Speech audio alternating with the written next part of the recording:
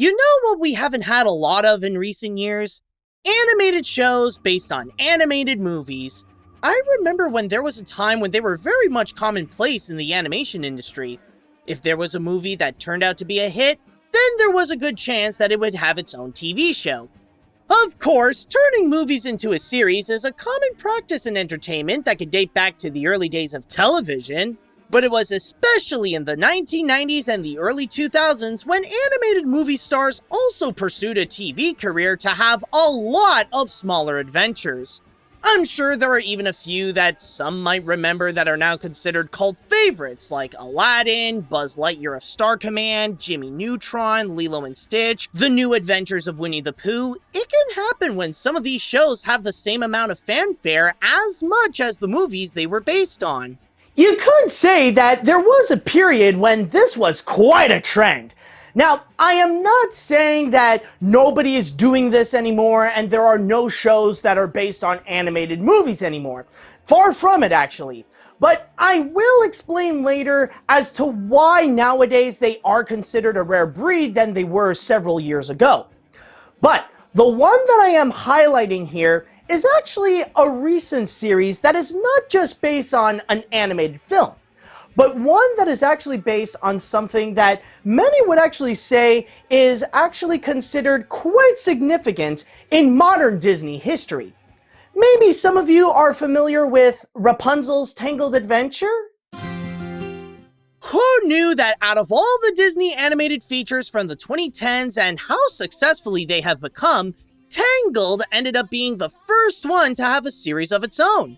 No, not Frozen, not Zootopia, not Wreck-It Ralph, not Big Hero 6. Yes, I know that one has a TV show, but that came out after Rapunzel. But Disney's first fairy tale-based, fully computer-animated musical.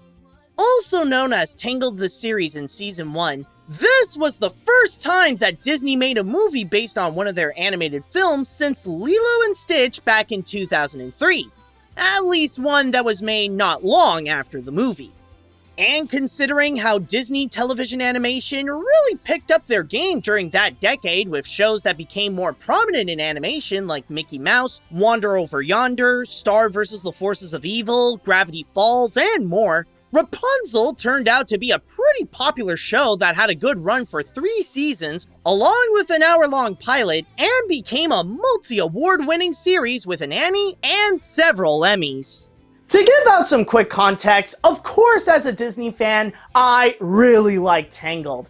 In fact, in terms of Disney history, I actually consider this movie, along with The Princess and the Frog, to be the films that actually prove to audiences that Disney still has that magic with their fairy tale storytelling that fully got them out of a really dark period during the 2000 decade. And also, I actually consider this to be the first fully computer animated Disney animated film. And what I mean by that is that it is fully CG, like there is no true hand-drawn in there, or it's not primarily hand-drawn, but the feeling of it is undeniably Disney. More so than the previous CG films like Chicken Little, Meet the Robinsons, and also Bolt as well. So, with that said, the series has an extremely high bar to reach if they ever wish to be on par with what many are considering now to be a Disney classic. That, and I will admit that I did come in a little bit cautious and prepare my mindset to accept the fact that maybe this is not going to be the same as what I got before with the movie.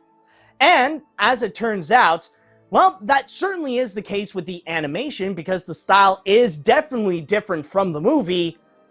But, oh my god, everything else, it really does feel like the movie.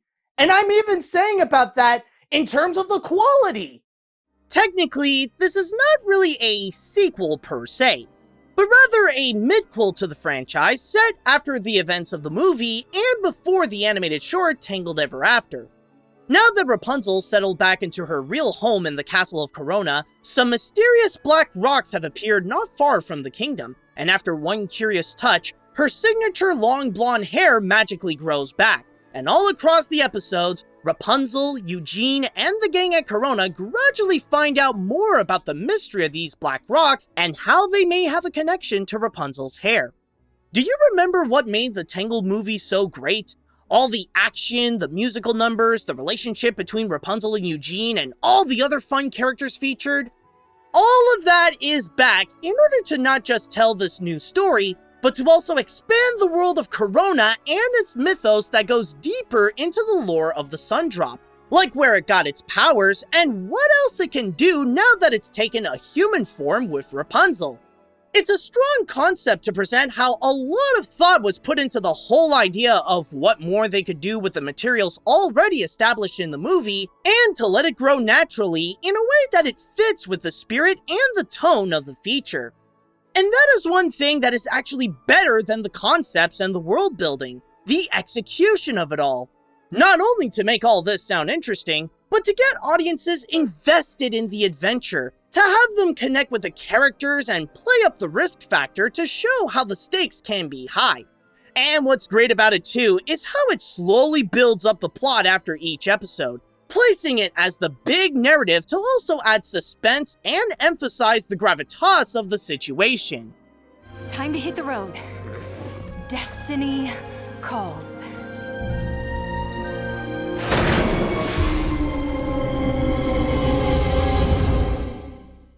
But if I would have to pinpoint the one element that actually makes the story so engaging and what makes the adventure worth it to watch, is how this is more of a character-driven narrative. Of course, the big draw of all this is to see Rapunzel and Eugene back in new adventures, right? Well, one thing I can happily say is that the characters that we all know and love, much more than just Rapunzel and Eugene, of course, they are all back, and they are the same as how we remember them from before. In more ways than one, actually. Of course, many of the movie's characters came back, and some got the chance to be fleshed out more than they did before, but the series also featured a new batch of characters both big and small to help give more of a backstory to the leads, play several factors into the journey and the mythos, and make Corona feel like a living town next to a powerful kingdom, including Rapunzel's adventurous and feisty lady-in-waiting Cassandra, Eugene's childhood thieving buddy Lance Strongbow, the young alchemist Varian, and several others. In fact, some of the best moments of the show is the dynamic between the characters and how the connection can flow between one another. This is especially the case in Season 1, where a big part of it is about Rapunzel reconnecting with her mom and dad, and some of the difficulties that come with trying to have that bond. Especially when her father is the king and have to make some tough and even questionable decisions. You know, you are not the first person to lie to me and tell me I am not ready for the real world. But what really makes the characters so great outside of the writing and their complexities regarding themselves or their relationship with one another is how the voice acting is top-notch. Not only were they able to bring back the original actors like Mandy Moore, Zachary Levi, Donna Murphy, and more, but the new actors are equally as amazing to bring the characters to life. Some of which went through the classic Disney-style casting of bringing in performers that are more prominent in stage musicals like Eden Espinosa, James Monroe Iglehart, and Jeremy Jordan, while also bringing in some well-respected actors like Clancy Brown, Julie Bowen, Richard Kind, Pat Carroll, Bruce Campbell, Timothy Dalton, and many more. These are people who would be more than qualified to work on an actual Disney animated feature. In fact, some of them already have, but they're still giving it their all as if this is one. Even supplying some well-needed and effective humor to deliver some good laughs, like Shorty being the show's Ralph Wiggum with his cluelessly random nature. I don't think you want to drink that, Shorty. Well, you know what they say. One man's swamp water is another man's I'll drink it. But I will say now that if there is one criticism to give to this series, it's that it's not always great at handling one-off episodes, especially in Season 2 and 3 when they take the place of the first season's strong family dynamic. The problem is that they can be hit and miss, where there are some that can be charming and show a more heartfelt side to some of the characters, but then there are those that feel like filler and they end up taking some time away from the actual good parts of the show. I mean, they're not terrible, but those can be tough to get through when you know that there are plenty of better things that the show can spend its time on, like either the big narrative or develop more of its interesting characters. Pascal, stop looking at me like that. Okay, fine. I know. But going back to the characters, I won't spoil anything, but I will say that there is this one character that later on in the show, they would eventually turn their back on the people of Corona and actually become one of the main villains of the entire series. Now, the reason why I say this is honestly because the show handled it in a way that it feels predictable that they would become the villain right when they would go and first appear. Like, the moment you are introduced to this specific character, you immediately get the feeling of, yeah, you're not going to be nice for long, are you? But on a more positive note, I will give it credit that I love the dynamic that they presented with Rapunzel and Eugene as a couple. Like, presenting their love and presenting their relationship throughout the whole series, and even really setting up Eugene trying to propose Rapunzel so that we can ultimately lead up to Tangled Ever After. Now, just want to clarify that I am definitely not the romantic type, but even I will admit, because of this series, it really boosted those two up to become one of Disney's best couples. Like, seriously, watching some of the clips, or even just by watching one episode alone, what you see with Rapunzel and Eugene, that is real love goals right there. We'll stay right here and take things slowly. I miss this. Hey, promise me one more thing. Anything. That you'll be patient with me. Absolutely. Anyways, moving on to the next subject, as much as this stays true to Tangled, the biggest difference between this and the movie is the animation, where instead of trying to emulate the 3D style of the movie, they decided to do something completely different and actually have a 2D look. Honestly, I find that to be very clever because it actually avoids the illusion that this is just immediately an inferior version to what the movie has actually produced. But one thing I gotta say though, just by looking at the 2D animation alone in this show, I'm honestly just surprised of how good it really looks. Of course, they can't just recreate the look of the movie. I mean, we are talking about one of the most expensive animated features ever produced. But the way the show went around it is not just clever, but managed to pull it off with a style that can debatably be good enough for the big screen. As it is based on a storybook fairy tale, it does make sense to have the designs look like one too. Not to say that it went with a completely different design than the film, it still has some of that familiarity with a touch of the Disney style, but the whole aesthetic is reminiscent to a modern children's book. Kind of like the little golden books where the designs are simpler, but the colors pop out more and the style is more playful to give the overall image a more appealing look for people of all ages. But as nice of a design it has, the one thing capable of overshadowing it is how it is brought to life.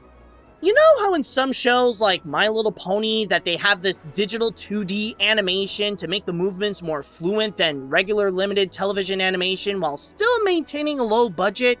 Rapunzel has that style, but the way it's done here is almost seamless. The character's movements are so smooth and is effectively done in a way that it doesn't feel flat. Like, even with a simpler style, it still feels like there is physical depth and have three-dimensional physics around them. Then again, it also helps when some CG is included to help out with the effects and the backgrounds. I think it's gonna work!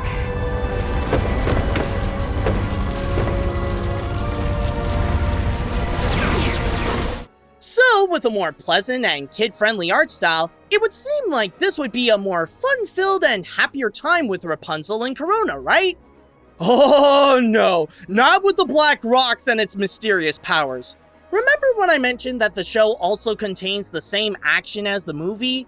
In almost every episode, there is at least one moment where the team has to embark either on perilous fights, life-threatening chases, or unleashing magical powers. This is where the animation is at its best, keeping up with a fast pace and really letting out the creativity of the scene to emphasize the mood to make it highly intense and engaging. It is a massive contrast to the show's general lighthearted tone and look, but the series balances them both so well to have these extreme battles happen, then having some time for the audience to breathe before getting ready for the next fight. In a way, part of what makes the viewer so encouraged to check out the next episode is to see how Rapunzel and the gang will confront the next big threat.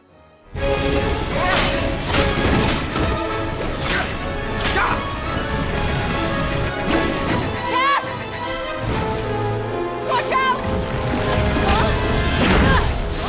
Gotta watch that flank. But I'm gonna be honest, I actually saved the best part of this show for last. Now, I know that I've really been hyping this up with all the other well-executed elements by mentioning the animation, the acting, the action, the story, and all that kind of stuff. But, at least for me, if there is one thing that I will remember the most from this series, it's the music. Sounds weird, I know, but the best way that I could put it is, do you guys remember those memes where they always point out how Phil Collins went above and beyond with the soundtrack of Tarzan? The same can be said with this show. On top of bringing back many of the original voice actors of the movie, the series also saw the return of Tangled songwriters Alan Menken and Glenn Slater. And yes, this show is also a musical just like the movie. And believe it or not, they are on par with Menken's previous Disney works. I'd even go as far and say that they could sometimes be better than some of the ones from Tangled. In fact, one of them, Waiting in the Wings, is what officially got Alan his EGOT status.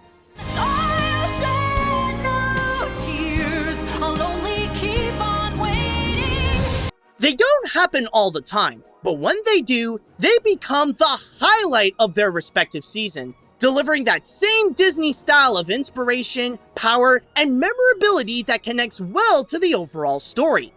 There are times when the numbers can be a bit more experimental and trying out different genres, which is why some may not be as strong as others, but when they are great, the show becomes a treasure trove of Disney hits you never knew you needed to hear.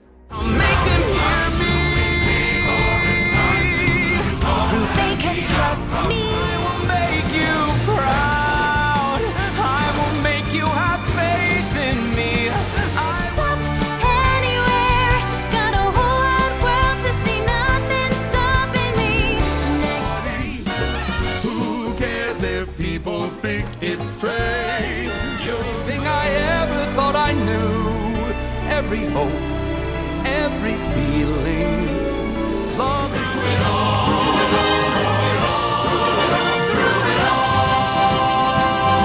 And it's not just their songs that take this to a whole new level. Even the score by Kevin Cleese sounds like something that went above and beyond with an orchestration that feels more like it's meant for a feature film than a show like this. It actually plays a big role in immersing the viewer to have that sense of familiarity that they have returned to the same Corona like the one that they saw in the 2010 film.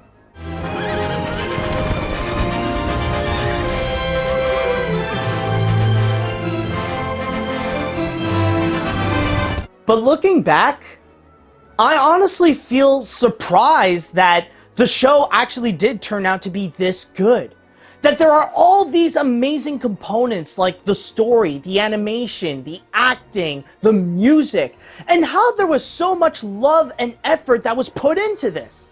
Now, of course, it is great that the show actually has all that, but the reason why I am so surprised is the way that there was obviously so much hard work and that there was so much quality put into this when all this is, at the end of the day, is a TV show based on a movie. You want to know why you don't see as much shows based on animated films? It's because people nowadays are too aware of their true intentions. Let's be honest, the purpose of these shows is to prolong the profitability of their respective franchise so that the studios could still capitalize on them while using little to none of their own resources.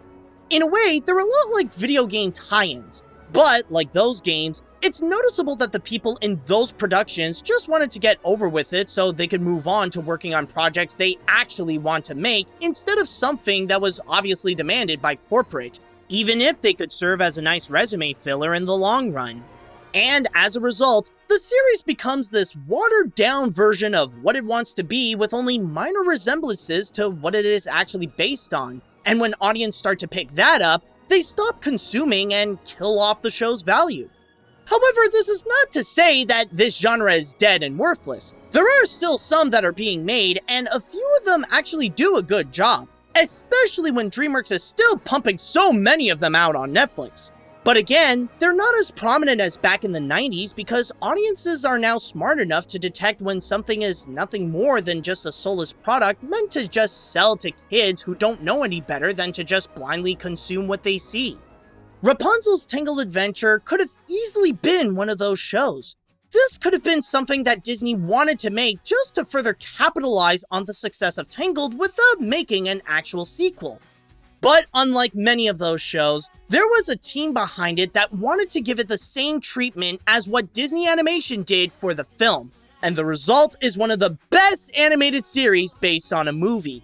Tangled is already a great feature as is, and thanks to the help of a good amount of people who already worked on the feature, the series successfully reached that level of excellence with an incredibly engaging story that expands the world with fascinating mythos, strong new and recurring characters that provide excellent voice acting, impressive animation that can keep up with the intense action, and songs that are as good as many of the Disney classics. It doesn't hit the mark all the time, and there will be moments that will feel weaker than usual, but when the show is good, it is more than worthwhile.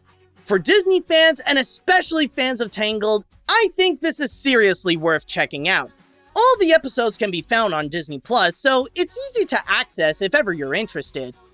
As for my rating, I'm honestly giving this the same score as the movie, and go for a 9 out of 10, complete with the Animat Seal of approval! Personally, I gotta applaud the way that the series matches the standards of Tangled. Now, you gotta keep in mind, like I said before, the movie is already starting to be considered as a Disney classic, like now being on par with many of Disney's other legendary animated features. Now, I understand that the task of trying to make a TV show and have it be in the same standards as the movie that it's based on is a real challenge in itself. But when it comes to Rapunzel's Tangled Adventures, it is possibly the greatest recent example that not only it can be done, but it can be done so well. Now, if you excuse me, I gotta go and put these songs on my playlist because there is no way that I would go and only listen to them once in the show and that's it. See you later, dudes!